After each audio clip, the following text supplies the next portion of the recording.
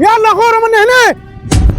واه واه واه عليكم وعلى جحدانكم، كلتوا اخوكم وكلتوا غربتي وضيعتوه، حتى ما عملتلوش حاجه.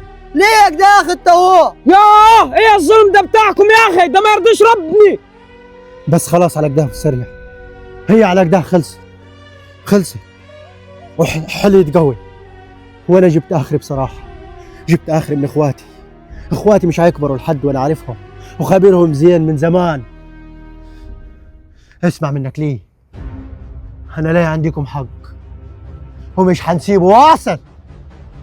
تعال بس يا هيثم نروح البيت وكل حاجه وليها حل. هات الشنطه اخدري. يلا يلا ولد عمي يلا. ولا الأسى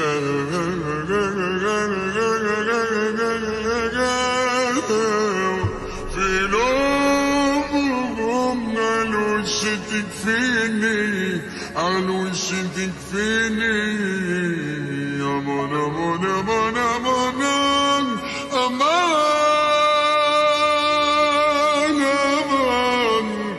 أمان أمان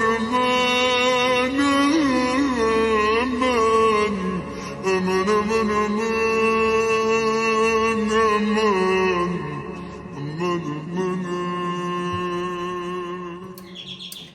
ايوه حاضر حاضر.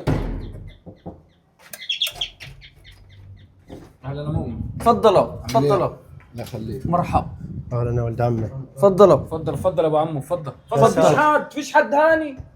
تفضل مكانكم تفضل. انت غريب يا هيثم، انت صاحب بيت يا راجل. ولا غريب ولا حاجه. حصل خير يا ولد عمي، حصل خير.